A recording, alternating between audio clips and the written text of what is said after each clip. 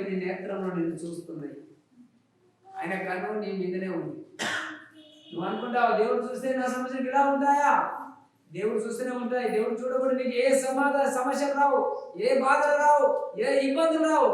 ఆరోగ్యంగా ఉంటావు, నాకు ఏ పొదవాన్ని నా కాలాన్ని ఎగిరిస్తావు. కానీ దేవుడు చూసినప్పుడే శ్రమ, దేవుడు నీ వైపు తిరిగినప్పుడే కష్టం. దేవుడు రావడం సంతోషం సమాధానం కాదు, ఉగ్రత ఉండాలి. ఆ ఉగ్రతను తట్టుకొని దాన్ని జీవించిన వాడే పరలోకమందు ఉంటాడు. హల్లెలూయా. అయితే ఇక్కడ ఇంకొక మాట చూడండి, యేసాయ గ్రంథం 6వ అధ్యాయము 2వ వచనం చూడండి. ఆయనకు పైగా సేవకులు నిలిచి ఉండిరి, ఒక్కొక్కరికి 6 రెక్కలుండెను. ప్రతివాడు 2 రెక్కలతో తన ముఖమును రెంటితో తన కాళ్ళను కప్పుకొనుచు రెంటితో ఎగురుచుండెను. హల్లెలూయా. ఎప్పుడైతే మనం ఎక్కడ నుండి ప్రార్థన చేస్తున్నాం, మన మీద ఏమున్నాయంట? పైన కేరగులు ఉన్నాయంట. ఇక్కడ నువ్వు పలికిన విధానాన్ని బట్టి అవి అక్కడ కూల్చివేస్తాయట. ఆమేన్. అంటే కేరగులు మన పైగా నిలిచి ఉన్నాయి. మనం ఏం మాట్లాడుతున్నామో చూస్తున్నాయి. అందుకే నేను ఈ మాటలు చాలా జాగ్రత్తగా పలకాలి. ఎందుకంటే దేవుడు కూడా ఒక వాగ్దానం ఇచ్చాడు. ఆ చేరకులు నిలిచి ఉండి ఒక్కొక్కరికి 6 రెక్కలు ఉండే. కానీ ప్రతి వాడు ఏం చేసినట్ట? 2 రెక్కలతో తన ముఖము కప్పుకున్నాయంట. 2 ముఖము కప్పుకొని రెండింటితో తన కాళ్ళను కప్పుకొని 2 రెక్కలతో ఎగురుతున్నాయంట. చూడండి, దేవునికి కేరేబులు దూతలే ఎలాగ కప్పేసుకునే ముఖంని అంటే దేవుని మహిమను చూడలేవు. అవునా? మరి అలాంటి దేవదూతలు దేవుని సముఖంలో ఉండి ఆయన ముఖం చూడండి, వాటికి ఎంత భయం చూడండి. కానీ మనకంటే భయం లేదు. అది ఇక్కడ ప్రభు అంటాడు, ఒక మాట చెప్తాడు ఇక్కడ చూడండి. ఏరుక గోడలు పడిపోఉన్నట్లుగా వారు అరిచారు కనుక ఇప్పుడు నీ ఏరుక గోడ పడగొట్టబడ్డది. ఆమేన్. ఇప్పుడు నీ ఏరుక గోడ ఏమైందంట? పడగొట్టబడింది. కనుకనే నీవు విజయధ్వని చేస్తున్నావు. ఇక్కడ కూర్చొని ఏం చేస్తున్నారు? మీరు వాక్యం వింటున్నారు, ఆరాధన చేస్తున్నారు, ప్రార్థన చేస్తున్నారు. కనుక నీ ఏరుక గోడ పడివేయబడ్డది కనుక నువ్వు ఆ పనులు చేస్తున్నావు. ప్రతి ఆదివారం గుడికి వచ్చేసి నువ్వు చేసే పనిని అది దేవుడి యొక్క చిత్తం ఏంటో తెలుసా? నీ ఏరుక గోడ పడివేయబడ్డది, అది కూల్చివేయబడ్డది. కనుకనే నువ్వు ఇక్కడికి వచ్చి ఆయన యొక్క సన్నిధానంలో నిలుచుండి ప్రార్థన చేయడం ప్రారంభిస్తున్నావు. హల్లెలూయా. ఎందుకంటే ప్రియ దేవుని బిడ్డలారా, ఇక్కడ ఆయన ఒక మాట అంటాడండి, నీవు క్రీస్తు నందు ఉన్నప్పుడు నువ్వు స్వేచ్ఛగా, అవునా, సంతోషంగా, ఆనందంగా ఉన్నావు. అవునా? మరి ఇక్కడ ప్రభు ఒక వాగ్దానం అంటాడండి, ఆయన దగ్గర ఉన్నప్పుడు ఉత్సవాన్ని చేశావు. అవునా? సంతోషంగా గుడికి వచ్చావు, సంతోషంగా పాటలు పాడావు, సంతోషంగా ప్రార్థించావు. ఎక్కడున్నప్పుడు? ఆయన దగ్గర ఉన్నప్పుడు. చూడండి, 100 కీర్తనలో చూడండి, మొదటి వచనం. సమస్త దేశములారా యెహోవాకు ఉత్సాహధ్వని చేయుడి. ఈయన నీకు నాకు ఒకరికి చెప్తున్నాడు దేవుడు, సమస్త దేశంలో చెప్తున్నాడు. ఏం చెప్తున్నాడు తెలుసా? యెహోవాకు ఉత్సాహధ్వని చేయండి, ఆరాధన చేయండి, పాటలు పాడండి, ప్రార్థించండి, వాక్యాన్ని వినండి, చదవండి. ప్రపంచ దేశాలకు దేవుడు బోధిస్తున్నాడు. అయితే ఇక్కడ దేవుడు ఒక మాట అంటాడండి, నీ కేక విజయధ్వని మరి విశ్వాసధ్వని. నీ కేక విజయధ్వని, విశ్వాసధ్వని ఎక్కడ ఉండాలంట? దేవుని బిడ్డలారా, క్రీస్తు నందు నీకున్న అర్హతను నీవు ఎంత ధైర్యంగా ప్రకటిస్తే అంత ఎక్కువగా వాటి నెరవేర్పు కాలము జరుగుతుంది నీ జీవితంలో. ఆమేన్. ఆమేన్. ఆమేన్. ఎంత విశ్వాసముతో కేకలు వేస్తావో, ఎంత విజయముతో కేకలు వేస్తావో, ఆ విశ్వాసము ధ్వని అనేది, అవునా, ఎక్కువ నువ్వు ప్రకటిస్తే ఎక్కువ నెరవేర్పు నీ ఇంటికి వస్తుంది, ఆశీర్వాదం నీకు కలుగుతుంది. ఎందుకన్నాడు దేవుడి మాట? అది నువ్వు చూడగలవు. ఇది బైబుల్ గ్రంథం అంతటిలో ఉన్న ముఖ్యమైన నియమాల్లో ఒకటి. ఏంటో తెలుసా? విశ్వాసం. విశ్వాసవచనమైన దేవుని వాక్యం ఇది. ఈ వాక్యంలో దేవుడు చెప్తున్నది ఏంటో తెలుసా? నీ నోటిలో మరి నీ హృదయంలో ఉన్నాడని మర్చిపోకుంటున్నాడు. ఎక్కడున్నాడా? విశ్వాసమైనటువంటి వాక్యము నీ హృదయంలో ఉంది. చూడండి, రోమీయులు 10:8. అదేమని చెప్పుచున్నది? వాక్యము నీ యొద్దను, నీ నోటను, నీ హృదయములోను ఉన్నది. అది మేము ప్రకటించు విశ్వాస వాక్యమే. అయితే ఇక్కడ ఏమన్నాడు దేవుడు తెలుసా? వాక్యమును నీ హృదయంలో ఉంచుకుంటే సరిపోదు. వాక్యం నాలో ఉంది, ఆత్మ నాలో ఉంది, వరాలు నాలో ఉన్నాయని సరిపోదు ఆయన. దాన్ని వాడాలన్నాడు దేవుడు. ఎలా వాడాలి? అందుకనే పిల్లమని చెప్పండి, నీకు శ్రేష్టమైన ప్రతి వరమును నీకు ఉన్నప్పుడు, దాన్ని నువ్వు పలుకుతున్నప్పుడు విశ్వాస సంబంధమైన వారు నీకు పాలివారు అవుతారు. అయితే ఈ దినమున ప్రభు మనకి ఇచ్చినటువంటి వాగ్దానం గొప్పది ఏమై ఉందంటే, ఇక్కడ చూడండి, అవన్నీ మన హృదయంలో ఉంచుకుంటే సరిపోదు. దేవుని రక్షణ, స్వస్థత, మరి విడుదల అనుభవించడం ఆ వాక్యమును నోటితో ఒప్పుకోవాలి. ఇప్పుడు చూడండి, ఇవన్నీ నాలోనే ఉన్నాయి. ఇప్పుడు నేను ఇలాగే ఉండి మీ దగ్గర మౌనంగా ఉంటాను, సరిపోతుందా మీకు? అది ప్రకటించే వాడిని పంపబడకపోతే ఎలా నేర్చుకుంటారు అన్నాడు దేవుడు. ఇప్పుడు ఈ వాక్యం నీకు చెప్పకపోతే నీకు దీని భావం తెలియదు. అంటే దేవుడి యొక్క ఆత్మ మనలో, మన హృదయంలో వాక్యం ఉండినా, ఆత్మ ఉన్నా, అభిషేకం ఉండినా, కానీ నోరు కనుక తెరవకపోతే ఆ శబ్దం అనేది బయటికి రాదు. ఎప్పుడైతే ఆర్భాటంతో శబ్దం చేశారో ఏరుకోబోడు కూల్చివేయబడ్డారు. మరి మనం కూడా అరవాలా వద్దా? నీ సమస్య వచ్చిందంటే నీవే వైద్యుడవు, అవునా? దేవుడి యొక్క వాక్యం నీలో ఉంది, నీ హృదయంలో ఉంది, నీలో ఉంది. అందుకనే ఎవరు మొదటి అధ్యాయం 14 వచ్చిన ఏం చెప్తారు తెలుసా? 12 నుంచి 14 దేవుని ఆత్మ చేత ఎందరూ నడిపించబడతారో వాళ్ళు దేవుని కుమారుడు. ఇంకోటి 14 ఏమన్నది? ఆ వాక్యం అంట శరీరధారి కృపా సత్య సంపూర్ణంగా మనలోనే ఉన్నాడు. నీలో ఉన్న దేవుని యొక్క వాక్యాన్ని నువ్వు తెలుసుకోకపోతే నీ బాధలు ఎవరు తెలుసుకుంటారు చెప్పండి? ఏమయ్యా దేవుని బిడ్డారా, అన్ని సమస్తం నీలో పెట్టేశాడు దేవుడు. అవి నీకు బయటికి తీయమంటున్నాడు. అవి నీకు తెలియదు కనుక ఒక సంఘం పెట్టాడు, ఒక పాస్టర్ పెట్టాడు. దేవుడు ప్రతి వారం బోధించి వాక్యం ద్వారా నిన్ను నువ్వు తెలుసుకుంటేందుకు నీకు సంఘాన్ని దేవుడు ఇచ్చాడు. అందుకని నిన్ను వల్ల నీ పొరుగు వారిని ప్రేమించమని యేసు చెప్పిన మాట మీరు నేర్చుకున్నారు. అందుకే అందరికీ ప్రేమ రూపకమైనటువంటి మాటలు మీరు పలకాలి. అప్పుడే దేవుడి యొక్క సంకల్పం జరుగుతుంది, నెరవేరుతుంది. అయితే ఇక్కడ మీరు చూడండి, నోటితో ఒప్పుకోవాలని విశ్వాస ఆత్మను కలిగి ఉన్నావు కనుక, ఏం కలిగి ఉన్నావు? విశ్వాసం కలిగిన ఆత్మశక్తి కలిగి ఉన్నావు కనుక నీ నోటితో ఒప్పుకోవాలి. ఒప్పుకున్నప్పుడు ఇక్కడ ఏం జరుగుతుంది అంటే, చూడండి, ఆత్మను కలిగి ఉన్నావు కనుక విశ్వాసంతో మనము మాట్లాడదాం, విశ్వాసంతో పలుకుదాం. దరిద్రం ఉందా? ఆడ ధనం గురించి, ఆశీర్వాదం గురించి పలకాలి. అనారోగ్యం ఉందా? ఆరోగ్యం గురించి పలకాలి. అవిశ్వాసం మాటలు ఉన్నాయా? విశ్వాసం మాటలు పలకాలి. అవునా? సమాధానం లేకుండా మాట్లాడతారా? సమాధానంతో మాట్లాడాలి. ఒక కుటుంబానికి సమాధానం దేవుడు ఏం చేశాడు తెలుసా? ఆ ఇటుకల గృహంలో కూడిక పెట్టమంటాడు. అవునా? ఎందుకంటే ఇల్లులో సమాధానం లేదు కనుక దేవుడు ఆశీర్వదించాలన్నా ఆ కూడిక పెట్టుకోవాలి. లేదు నీకు సమాధానం కావాలన్నా ఆ ప్రార్థన కూడిక అవసరం.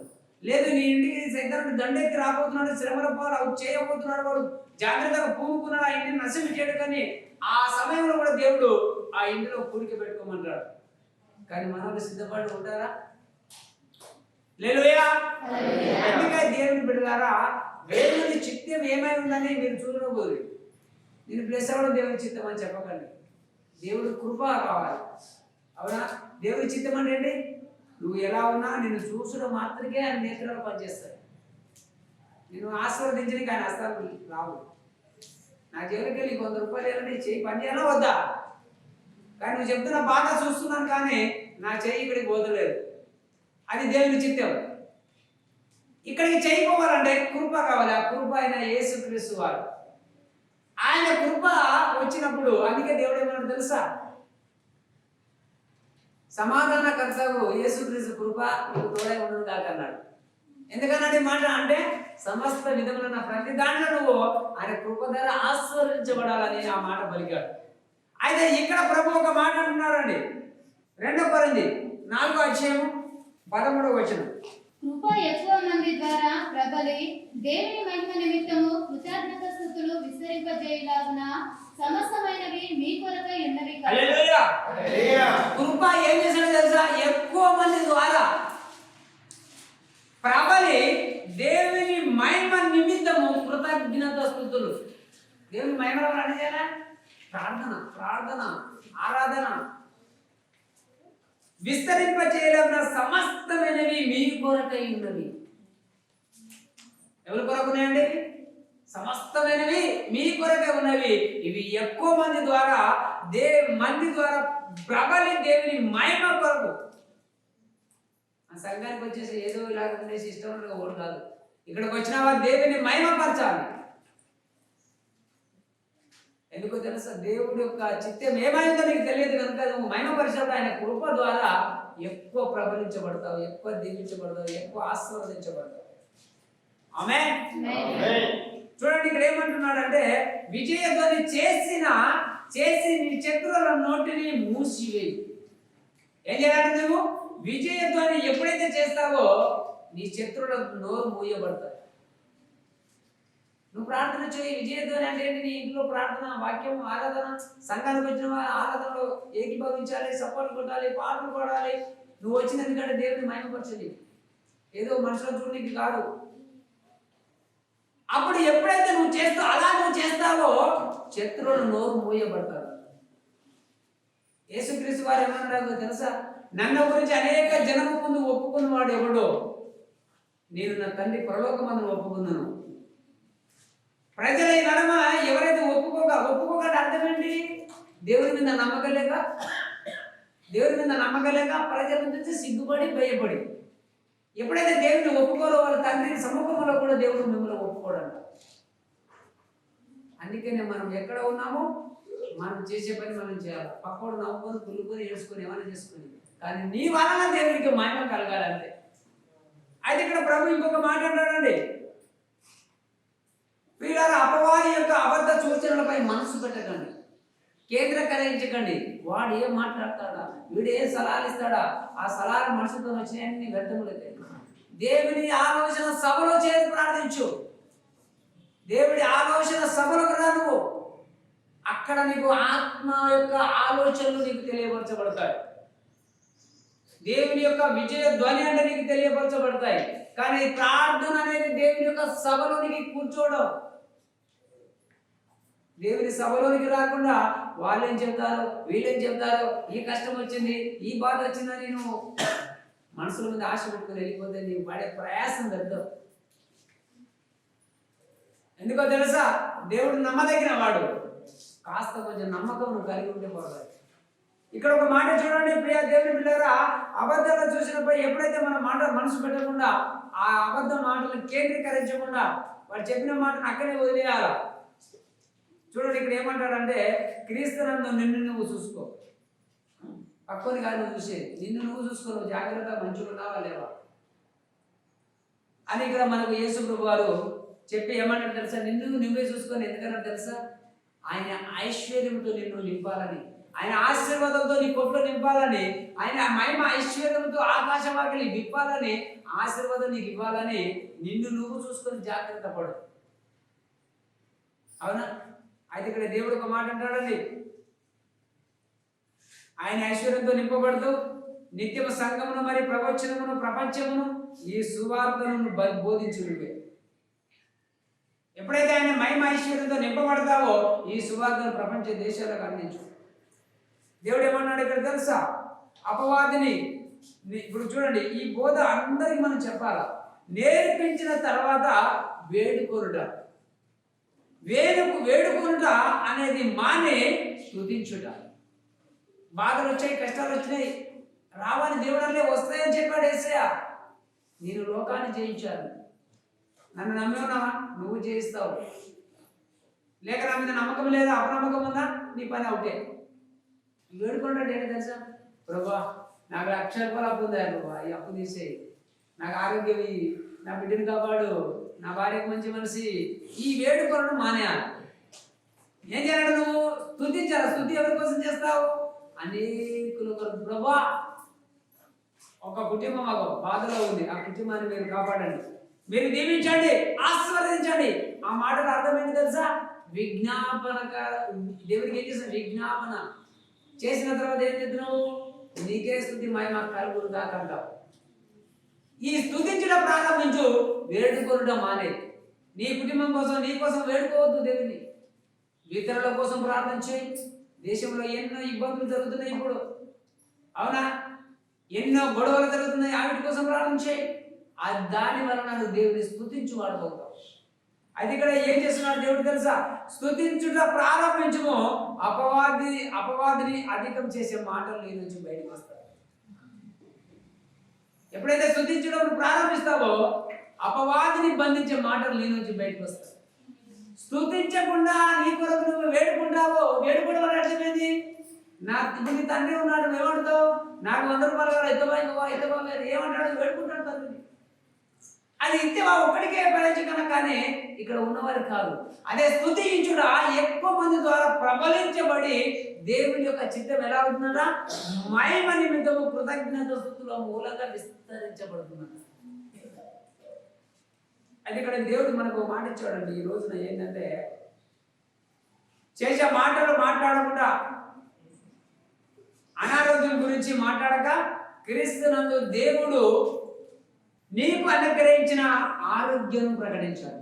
అనారోగ్యం ఉంది, దాని గురించి మాట్లాడక, నీకు ఇచ్చాడు ఆరోగ్యం, దాని గురించి మాట్లాడాలి.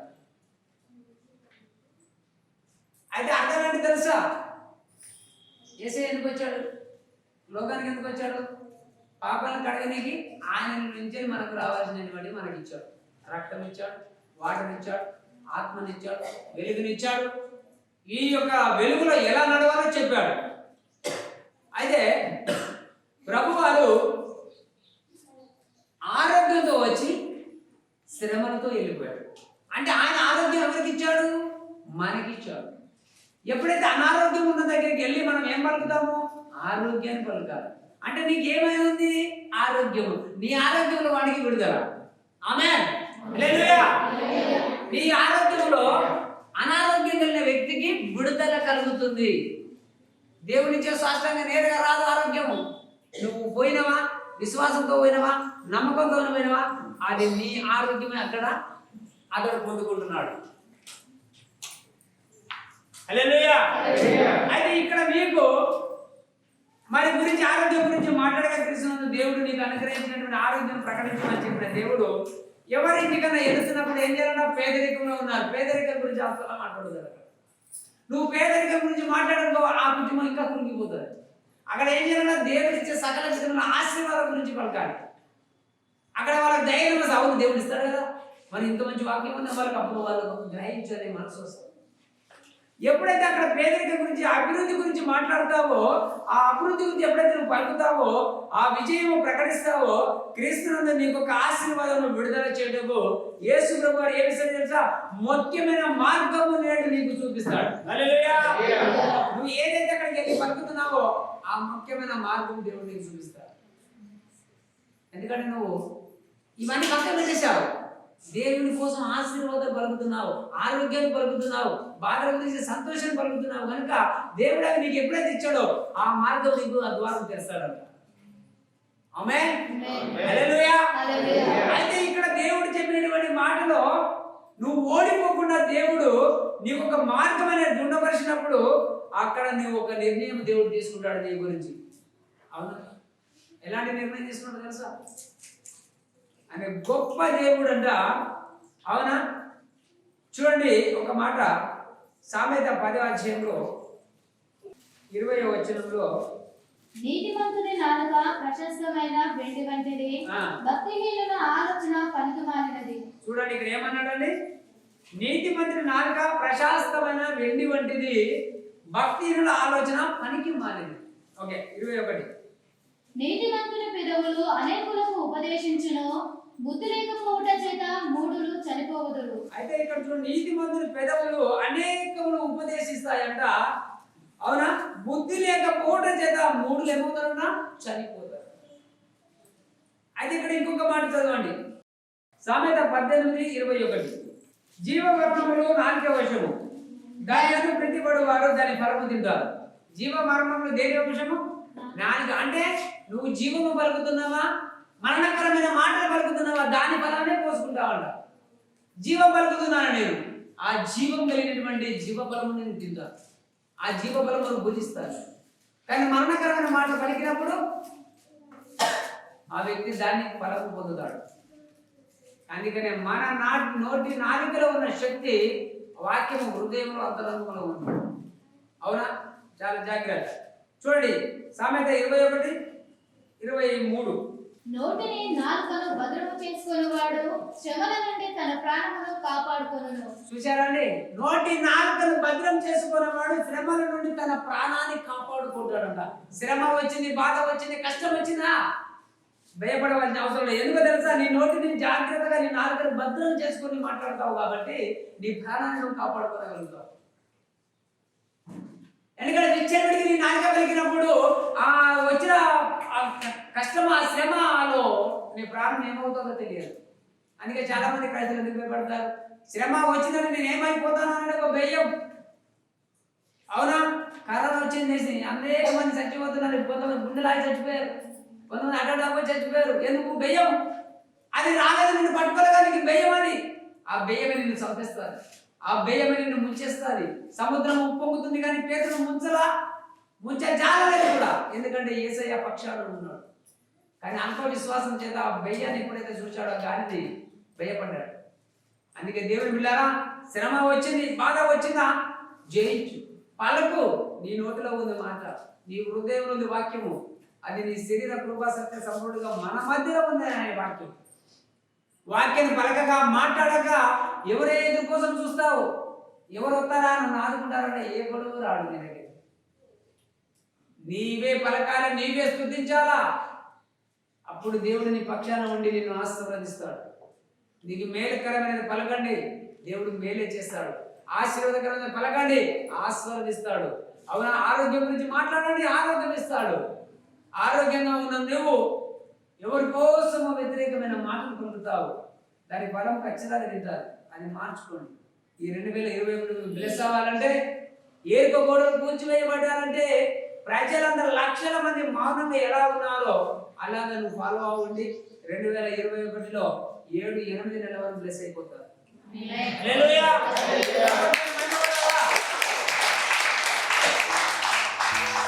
అందుకే దేవుడు ఇచ్చినటువంటి మాట, నీ నాలుకను భద్రం చేసుకునేవాడు శ్రమల నుండి తన ప్రాణమును కాపాడుకుంటాడు. ఆమేన్. హల్లెలూయా. ఈ వాక్యం దీనికి ఆశీర్వదించుగాక. ఆమేన్.